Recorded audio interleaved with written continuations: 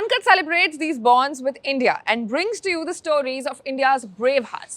Powered by Bonds India, India's first SEBI-registered OBPP platform, safe and secured investments transactions via NSE-BSE. मैंने अपनी टांग अपने ऊपर सामने कूदती हुई देखी थी, तब मुझे नजर बेहोशी की में आ गई।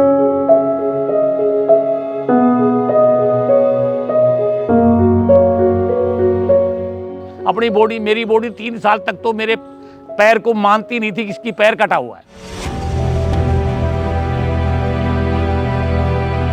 मेरे यहाँ लगी, मेरे को पता ही नहीं चला कि तेरे को कुछ हो भी गया।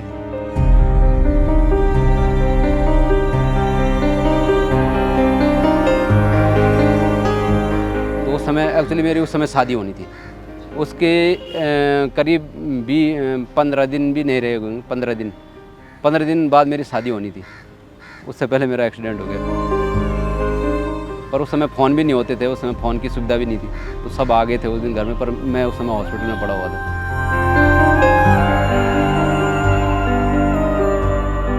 सच्चाई तो है कि मैं डिसेबल हूँ, पर मैं एबल हूँ। लगता नहीं कि मैं डिसेबल हूँ। मैं एक इंस्ट्रक्टर से एक डिसेबल सोल्जर हो गया।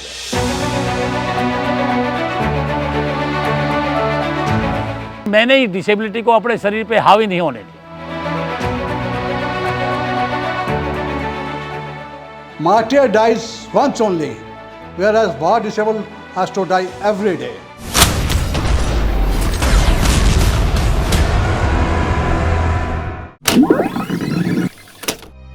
जब जंग होती है तो नुकसान भी होता है, जान का भी और माल का भी। कुछ हैं जिन्हें शहादत देनी पड़ती है, मरणोपरांत उन्हें सम्मान से नवाजा जाता है। लेकिन उनका क्या, जो इस जंग में गंभीर रूप से घायल हो जाते हैं? उन्हें सेना से कार्यमुक्त कर दिया जाता है। वो फिर कभी सेना में अपना अप्रतिम शौर्य दिखा ही नहीं पाते हैं। फिर तो हमेशा हमेशा के लिए उनके नाम के साथ वॉर वेटरन का तमगा लग जाता है और इसी के साथ उन्हें जीना पड़ता है। ये कहानी है उन्हीं वॉर वेटरन्स की। मैं 1971 में बांग्लादेश लिबरेशन वॉर में जख्मी हुआ था और फौज से 100% डिसेबिलिटी के बाद निकाल दिया गया।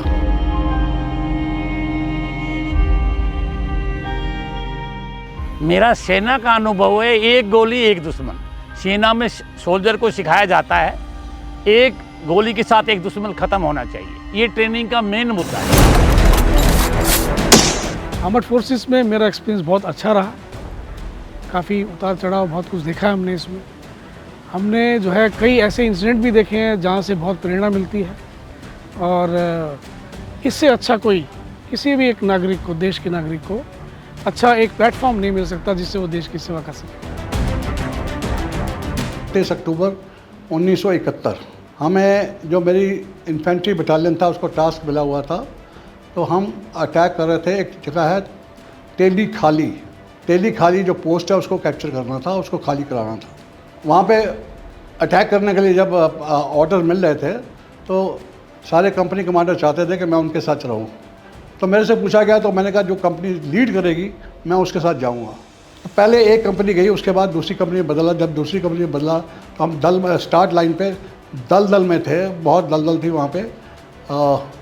तो उस दलदल में जब चल रहे थे तो मेरा जो ORA है, जिसको कहते हैं रेडियो ऑपरेटर, वो मेरे आगे चल रहा था। मुझे नहीं पता था, मैंने ध्यान नहीं किया, वो आगे चल रहा था। और उसने आके मुझे कहा कि साहब देखो, मेरी छड़ी पे गोली लगी है और मेरी छड़ी टूट गई है। तो मैंने उसको साइड में आगे, तो आगे क्यों चल रहे हो, साइड पे आओ। तो साइड पे आते उसको गोली लगी और वहीं पे ढेर हो गया। उसका नाम था ORA पांडुरंगन के डेथ के बाद एक गोली, इस तरह मुझे भी गोलियां लगी। इन्फेंट्री स्कूल मऊ में मैं RCL गन का इंस्ट्रक्टर था। जो 106 बॉर्डर पिक्चर में जो जीप पे गन दिखाई है उसका मैं मास्टर था। वो गन रेंज के ऊपर फायर कर रही थी 9 FFA 9 field firing range area, जहाँ पर दुश्मन पे टारगेट में फायर करते हैं, ऐसे ही उस रेंज के ऊपर फायर करना था। उस गन के अंदर 9:15 के अंदर तीसरा राउंड लोडर गन पर फायर कर रहा था और मैं ऑर्डर दे रहा था। गन का ब्रिज के अंदर एकदम धमाका हुआ और ब्रिज ब्लॉक फट गया। जो मैं बाईं तरफ 10 मीटर दूर पे बैठा था वो मेरी टांग पे लगा और मेरी टांग को अलग कर दिया।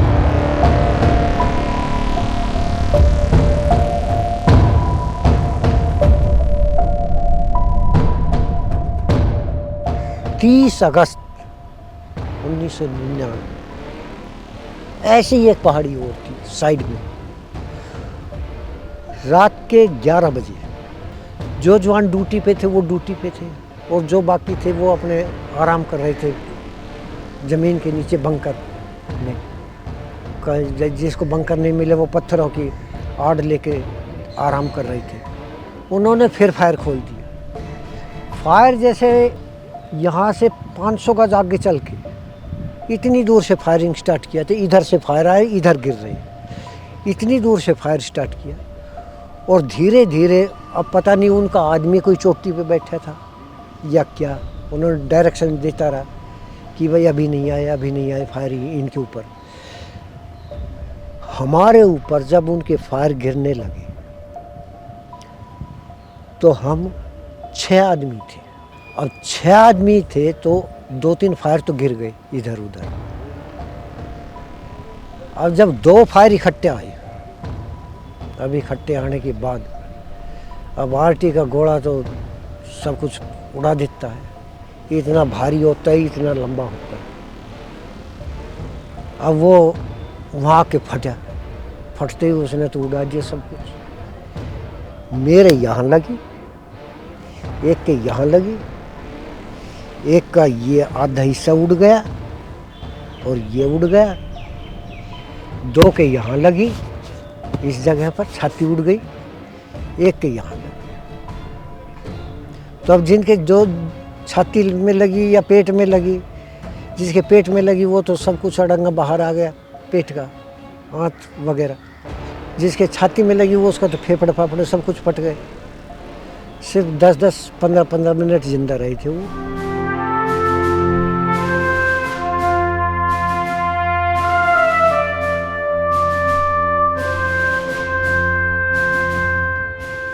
जब मैं मेरी पेट्रोल को लेकर के वापसी आ रहा था तो ये मेरा जो कंपनी था, ये डेल्टा कंपनी, ये जो है ज़्यादातर रोड ओपनिंग ड्यूटी करता था, क्योंकि ये रोड के ऊपर था। और रजौरी से जितने भी हमारे आर्मी के ट्रुप्स जो जाते थे थाना मंडी या वापसी आते थे, तो हमारा मेन काम ये होता था कि उनको प्रोटेक्शन देना और उस रोड को क्लियर रखना, सो दैट हमें जितनी भी कॉलम्स हमारी आर्मी की थी वो निकल सकती थी। तो रोड पे होने की वजह से ये बड़ा स्टैटिक एक पॉइंट था जिसमें हमारा पोस्ट था। और शाम के वक्त जब हम वापसी आए कैंप में आने के बाद में हम जैसे ही घुसते ही उन्होंने जो है कैंप के ऊपर एक सुसाइड अटैक उन्होंने लॉन्च किया, सारे आतंकवादियों ने। और उस अटैक के अंदर उन्होंने जो है पिका फायर किया और साथ के साथ में ग्रेनेड लॉन्च किए उन्होंने। और फायर फाइट काफ़ी चली है, तकरीबन 2-2.5 घंटे। और उसी के दौरान जो है मुझे भी ग्रेनेड जो लॉन्च किया था उसके स्प्लिंटर्स मेरी बॉडी में लगे हैं, जो कि एक मेरे ब्रेन में भी है, जो मेरे यहाँ आँखों से गया है, 3 सिर में है। 7 अप्रैल 2007 को हम रजौरी से फेंस के लिए निकल रहे थे। आगे बॉर्डर की तरफ फेंस होती है, फेंस पाकिस्तान बॉर्डर से पहले फेंस पे, तो फेंस के लिए निकल रहे थे। तो 6 तारीख को शाम को हमारी तैयारी कर ली थी, पूरी गाड़ी लोड कर ली थी। 7 तारीख को हम ऊपर चढ़ रहे थे कानवाई के साथ में। कानवाई होती, गाड़ियाँ एक साथ चल के ऊपर फेंस के लिए निकल रहे थे।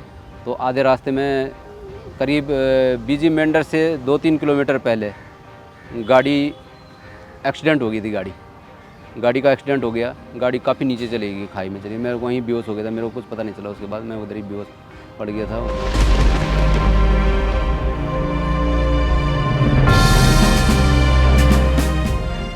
मुझे वहाँ से आरएपी में भेजा गया। आरएपी से मुझे फील्ड हॉस्पिटल भेजा गया, जहाँ मुझे डेड डिक्लेयर कर दिया गया। उन दिनों में डेड बॉडी घर में नहीं आती थी, वहीं पे उसको जला देते थे।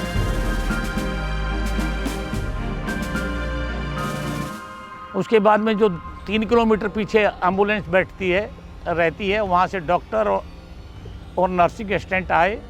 उन्होंने मेरे जो ब्लडिंग निकल रहा था उसकी रस्सी बांधी बची हुई टांग के, और मुझे हॉस्पिटल ले गए। इन्फेंट्री स्कूल मऊ में 7 किलोमीटर था। वहाँ पर जाकर मैं बेहोश हो चुका था। मुझे मेरे ब्लड के अंदर से पूरा खून निकल चुका था, लेकिन मेरा दिमाग काम कर रहा था। मेरा शरीर का कोई अंग नहीं हिल रहा था। एक डॉक्टर साहब राम किशन गुप्ता थे, वो अनेस्थेसिस्ट थे जो बेहोश करने वाले होते। उन्होंने मुझे हाथ लगाया, मेरा एकदम सर हिल गया। अरे बोला जेसीओ इज 95% डेड। लेकिन मेरा दिमाग कर रहा था मैं जिंदा हूँ, और मेरा सर उनके कंधे के लग गया। तो उसने जो कमांडेंट मऊ स्कूल उसके अस्पताल के थे, उनसे कहा भाई ये तो जिंदा है, आप इसको ऑपरेशन थिएटर में लीजिए। मुझे ऑपरेशन थिएटर में ले गए 9:25 पे सुबह। शाम को 4 बजे होश आया मुझे। मेरी टांग अलग कर दी गई और सिलाई कर दी।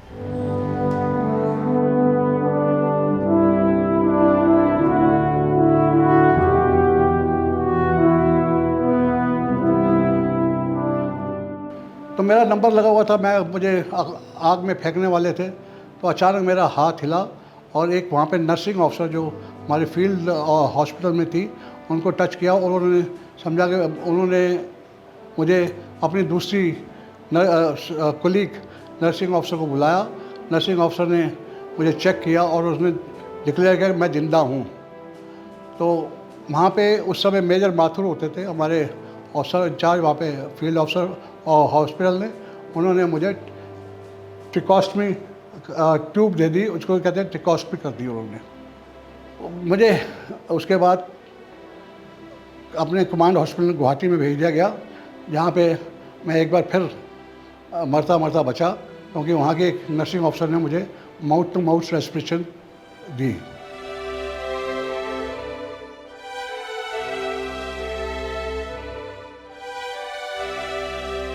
कहानी मेरी यहीं ख़त्म नहीं होती। अब डॉक्टरों ने मेरा एक्सरे किया, 3 टुकड़े यहाँ भी है, ये बाजू पर नहीं हो रही है। इधर से दिखाता हूँ कि आप ये देखो, दिखाई दे रहे 3 निशान। जो ये निशान है, इसमें से इतना बड़ा टुकड़ा अंदर घुस गया।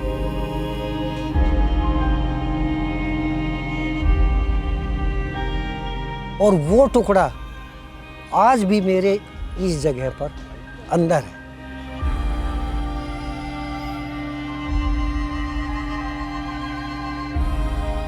आईसीयू में करीब 20-25 दिन आईसीयू में मैं रहा हूँ।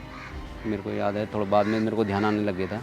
तो मेरा पैर भी खराब, बाद में देखा मेरे पाँव पे फिक्सेटर लगा हुआ, मेरे कमर में ऑपरेशन हो रखा, काफ़ी मतलब हाथ ठीक थे, बस सर में हेड इंजरी था, मेरे को दर्द हो रहा था सर में, काफ़ी प्रॉब्लम हो रही थी। तो उस समय एक्चुअली मेरी उस समय शादी होनी थी। उसके करीब 15 दिन भी नहीं रहे, 15 दिन बाद मेरी शादी होनी थी। उससे पहले मेरा एक्सीडेंट हो गया। मेरे घर में पूरी तैयारियां होती, गांव में उत्तराखंड में मेरी शादी होनी थी। गांव में मेरे घर में पूरी तैयारियां हो रखी थी, पर उस समय फ़ोन भी नहीं होते थे, उस समय फ़ोन की सुविधा भी नहीं थी। तो सब आ गए थे उस दिन घर में, पर मैं उस समय हॉस्पिटल में पड़ा हुआ था, क्योंकि मेरे साथ ऐसा कंडीशन हुआ। मैं उस समय मेरे को होश भी नहीं थी जिस दिन मेरी शादी होनी थी। तो उसके करीब 1 साल बाद मेरी शादी, 1-1.5 साल बाद शादी हुई। उसी लड़की से शादी हुई मेरी। उसी लड़की से मेरी शादी हुई। लड़की ने बोला था कि मतलब मेरे को शादी वहीं करनी है, जहाँ जो मेरी किस्मत में है, जो होना है होगा, बस ये करके।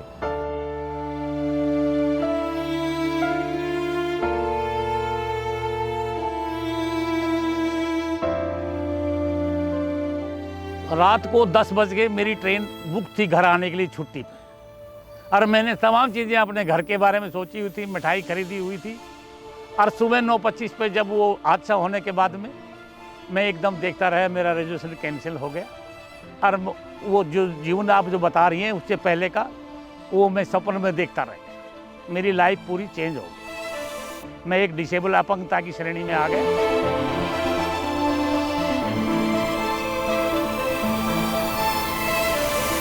और मेरे यहाँ लगी, मेरे को पता ही नहीं चला कि तेरे को कुछ हो भी गया। अगर लग भी गई तेरे को, क्योंकि कपड़े ही इतने पहन रखे थे, वो महसूस ही नहीं हुआ। नीचे ठंडी बनियान, ऊपर गर्म बनियान है, उसके ऊपर गर्म कमीज़ है, उसके ऊपर गर्म जर्सी है, जर्सी के ऊपर गर्म कोट, ठंडा कोट है, ठंडे कोट के ऊपर गर्म कोट है। इतने तो कपड़े पहन रखे थे, फिर भी सबको पाड़ के अंदर घुस गए।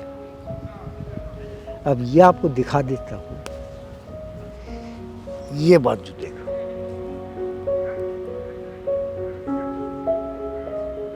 अच्छा जो ये हिस्सा है यहाँ से यहाँ तक, ये हिस्सा जैसे इधर सिलाई करने लगे, सिलाई नहीं हुई डॉक्टरों से। फिर यहाँ से चमड़ी लेके, इधर से भी इधर से भी, दोनों साइड से चमड़ी लेके जब ये लगा रखी। गोली लगती है, पता ही नहीं लगता कि दर्द हुई नहीं होती, दर्द नहीं होती। ये तो पता बाद में पता लगता है, खून निकल रहा है तब पता लगता है।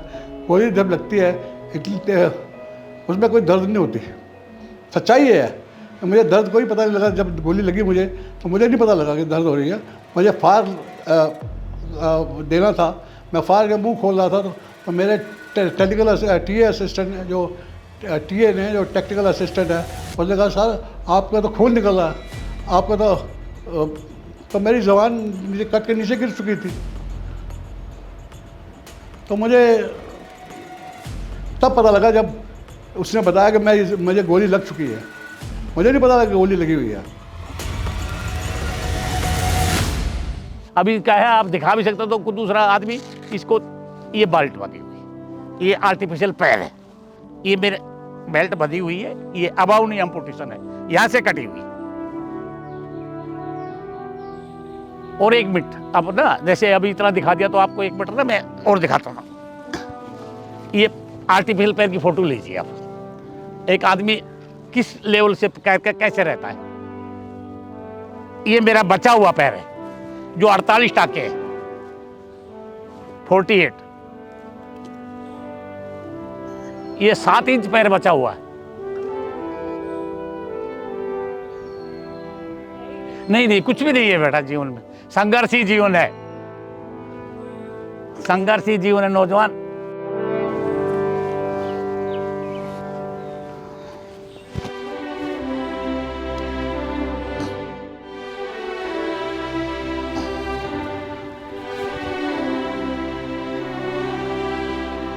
कारगिल की लड़ाई से लगा के और 1 साल तक का जिस दिन मेरे को चोट लगी, उस दिन सुबह 5 बजे हमें उठाया गया। रात को 11 बजे चोट लगी, सुबह 5 बजे उठाया हमें। कौन आएगा, बम गिर रहे, मरने के लिए दूसरा कौन आएगा? कोई नहीं आएगा। अपनी जान बच रही है तो सब कुछ है।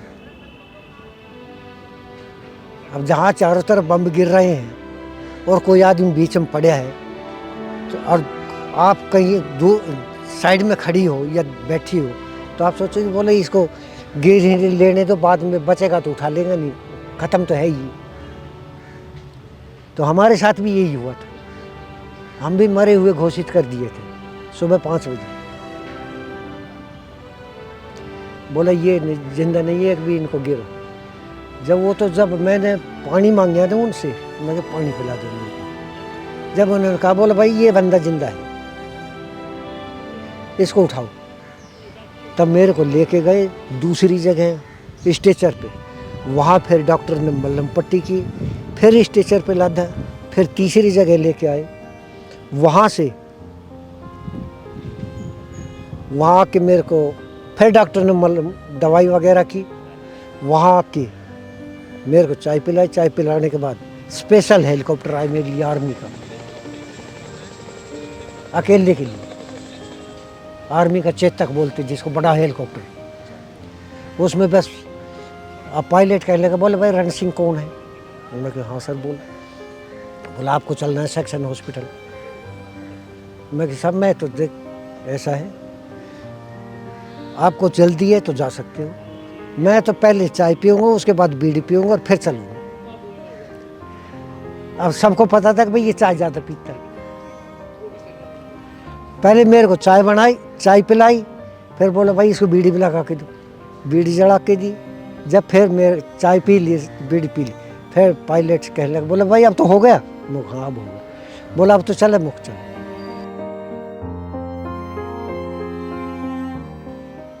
सेना के अंदर रहते हुए मुझे किसी प्रकार की कोई दिक्कत नहीं आई। सेना से पेंशन आउट होने के बाद में मुझे दिक्कतें आई। वो हरियाणा गवर्नमेंट के राज्य सैनिक बोर्ड ने मुझे बैटल कैजुअल्टी एक्शन में शामिल नहीं किया। राज्य सैनिक बोर्ड ने मुझे बैटल कैजुअल्टी एक्शन में शामिल नहीं किया। मुझे एक्स ग्रेशिया मिलना चाहिए था, जो ग्रांट, वो नहीं दी गई। उसके बाद में मैंने केंद्रीय राज्य सेंट्रल गवर्नमेंट के साथ लगाव किया। उन्होंने मुझे बता दिया जो राज्य का अधिकार है वो राज्य देगा, जो केंद्र के अधिकार है वो केंद्र देगा। तो मुझे केंद्र से डिसेबिलिटी व्हीकल, जो स्कूटर के दो साइड में सपोर्टिंग टायर लगते हैं, वो दिया गया आर्मी हेडक्वार्टर के थ्रू, जिससे कि मैं 1-2-5-4 किलोमीटर तक आना जाना या घर का रूटीन करना, वो मैं आराम से काम कर सकता हूँ। वो मुझे भारतीय सेना ने आर्मी हेडक्वार्टर की तरफ से मुहैया कराया गया। बाकी समय समय पे मैं बैंक वगैरह में जाता हूँ तो लाइन में लगता हूँ। वहाँ पर ये सुविधा नहीं है कि भाई डिसेबल है, इसको लाइन में लगना चाहिए या नहीं लगना चाहिए। मैं आर्मी हॉस्टल में जाता हूँ तो वहाँ लिखा हुआ बैचलर क्वालिटी की प्रायोरिटी है। प्रायोरिटी मिलती है कभी कभी, कभी कभी नहीं भी मिलती। उसके बाद में ECH के अंदर दवाई मेडिसिन लेने जाता हूँ तो प्रायोरिटी मिलती है, लेकिन जब भी कहीं कोई अधिकारी ना हो और पेशेंट ज़्यादा हो तो नहीं भी मिलती है। तो इन अनुभवों से मेरा जीवन सुदृढ़ हो गया। अगर मिले तब भी ठीक है, नहीं मिले तब भी ठीक है। जो 62 में चाइना और भारत का युद्ध हुआ था 62 में, उसमें हमारी यूनिट यानी कि मेजर शैतान सिंह की कंपनी, जिसमें 135 आदमी थे, चाइना के साथ भिड़े हुए थे। कहाँ? सियाचिन ग्लेशियर, रजांगला पहाड़ी पर। तो उस टाइम पे इतना वो उस टाइम साधन तो था नहीं, ना इतनी गोला बारूद थी, ना आने जाने का इतना साधन था। और चाइना के पास तो वैसे ही जनता ज़्यादा है। हमारे गोले बारूद ख़त्म होने के बाद उनके 350 आदमी मारे थे, हमारे कुल 120 आदमी हुए थे, जिसमें हमारे मेजर शैतान सिंह भी थे। फिर उनके पीछे से रसद आई, मतलब सहायता, उन्होंने फिर हम पर अटैक किया। हमारे कुल 8 आदमी बचे, 120 में थे, कुल 112 ख़त्म हो गए थे, जिनमें मेजर शैतान सिंह भी शामिल था। और वो लड़ाई लड़ी गई थी ये रजांगला पहाड़ी पर। इसलिए मेजर शैतान सिंह को मरणोपरांत परमवीर चक्र विजय मिला। और हमारी यूनिट में 18 नवंबर 1962 को जिस दिन ये लड़ाई हुई, उस दिन का दिन आज भी हमारी यूनिट मनाती है कि हमने चाइना के साथ इतना भयंकर युद्ध किया, बगैर अम्निशन, बगैर हथियार और बगैर क्लोथिंग के, इतनी ऊंचाई में ठंड से। लेफ्टिनेंट कर्नल BS सहरा थे उस जमाने में मेरे कमांडिंग अफसर। उन्होंने मुझे सेल्टर अपॉइंटमेंट दे दिया। सेल्टर अपॉइंटमेंट मतलब क्या है, फौज के अलावा जो एक्स्ट्रा सुविधाजनक काम होते हैं उसको सेल्टर अपॉइंटमेंट में काउंट करते हैं। तो मैं कुमाऊं रेजिमेंट सेंटर रानीखेत है, पहाड़ी इलाका से एक हल्द्वानी प्लेन एरिया है, वहाँ पर 500 एकड़ का ज़मीन गवर्नमेंट ने हमारी रेजिमेंट को अलॉट कर रखी है। उसमें खेती होती है, गन्ना उगता है, भैंसें पाली जाती है, गाय पाली जाती हैं, मछली फार्म है। तो मुझे उसको डेयरी इंचार्ज बना दिया, गाय और भैंसों की देखभाल करने का सुपरविज़न दे दिया। मैंने लगभग 1.5 साल तक वहाँ उन गाय और भैंसों का सुपरविज़न किया, डेयरी व्यवस्था चलाई, दूध का उत्पादन किया और अपना काम इस तरह बदली किया। सैनिक के होते हुए मुझे डेयरी उत्पादन करना पड़ा। सेना में सोल्जर को सिखाया जाता है एक गोली के साथ एक दुश्मन खत्म होना चाहिए, ये ट्रेनिंग का मेन मुद्दा है। सिविल का अनुभव है मीठा बोलो काम निकालो। अगर आप मीठा नहीं बोलोगे तो सिविल पब्लिक काम नहीं करेगी, आपको जूते मारने से अलावा पीछे से गालियाँ देगी। तो जो जीवन का अनुभव का अंदर क्या है, संघर्ष करो, लड़ाई जीवो, जीवन को निरर्थक मत जानो। जो आदमी जीवन को बचे हुए को निखर्च कर देता है वो डिसेबिलिटी में काउंट नहीं होता है। मजबूती से रहो, मजबूती से काम करो और मजबूती से करके दिखाओ संसार को कि आदमी, जब कोई आदमी डिसेबल पर्वत चढ़ता है, हिमालय फतेह करता है, अगर वो डिसेबल होकर फतेह नहीं कर घर पे बैठ जाएगा तो उसका नाम कैसे आएगा। तो इस संघर्ष के साथ जीवन जीना है, डिसेबिलिटी को माइंड नहीं करना है, डिसेबिलिटी को वैसे ही रखना है जिस तरह फिर गुण दे दी, ले ली, इस्तेमाल कर ली, काम फिट हो। इन्होंने देखा कि मेरे फेफड़े में खराबी आ चुकी है, मुझे काफ़ी बुलेट लगे थे, क्योंकि फेफड़े में उन्होंने उसके इलाज के लिए मुझे पूना भेज दिया। पूना में मैं सीटी कार्डियोथोरेसिस सेंटर में एडमिट हो गया था।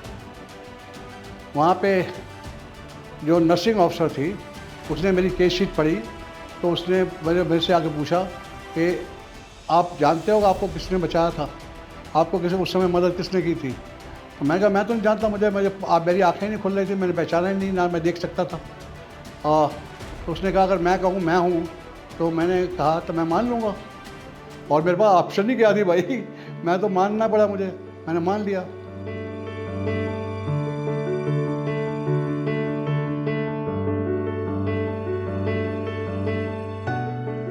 फिर ऐसे बात करती रही तो एक दिन मैं इनके कमरे में इनके लिए कुछ ट्रीटमेंट कर रहे थे, मेरे सीनियर मैडम आई, वो कुछ मिसअंडरस्टैंडिंग क्रिएटिव बना के पीएम को जाकर रिपोर्ट कर दिया। पीएम ने मेरे को बुलाया था, उस टाइम क्योंकि जस्ट 3-4 साल सर्विस हुई थी, उन्होंने इतना डांटा था, मेरे को बहुत बुरा लगा, मैं रोते हुए आए तो इन्होंने सामने देख लिया मेरे को।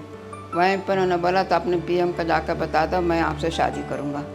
वहाँ उस टाइम मैंने तो इतनी सीरियस लिया नहीं, मैंने सोचा सारे लड़के बोल देते हैं मैं ऐसे होता है, रियल बात तो यही है।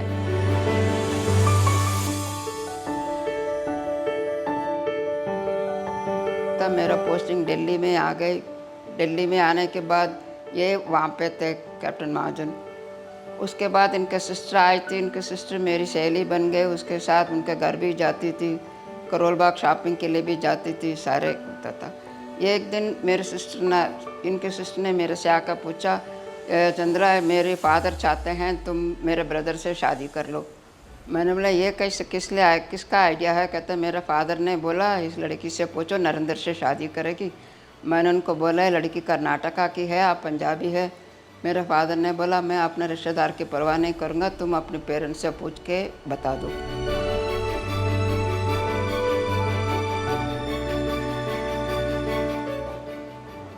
मेरा एक्चुअल नाम पेरेंट्स ने रखा था चंद्रा, बट शादी के बाद मैं हो गई मिसेस नमिता महाजन। अब मैं मिसेस नमिता महाजन हूँ। आज मैं जो सच्चाई है बोला हूँ कि अगर मैं काफ़ी हद तक जिंदा हूँ या काफ़ी हद तक मुझे भगवान की मेहर है और लोगों की दुआएं हैं, पर उसके साथ मेरी बीवी का भी बहुत बड़ा हाथ है। मैंने क्या बचाया है तो भगवान ने बचाया इनको। शहीदों की शहादत को हम हमेशा याद रखते हैं। सीने पर गोली खाने वाले शहीदों की शौर्य गाथाएं खूब सुनाई जाती है, लेकिन उन कहानियों को कहीं दफन कर दिया जाता है, जिसमें किसी सिपाही ने अपने पैरों पर गोली खाई है तो किसी ने अपने हाथ पर, और शारीरिक अपंगता ने उन्हें हमेशा के लिए सेना से दूर कर दिया है। लेकिन शहीदों की ही तरह इन वॉर वेटरन्स की भी मिसालें दी जानी चाहिए, जिन्होंने जंग में दुश्मनों की गोलियां खाकर भी अपने पांव पीछे नहीं खींचे। जंग में बचे इन वॉर वेटरन्स को अनकट का सलाम।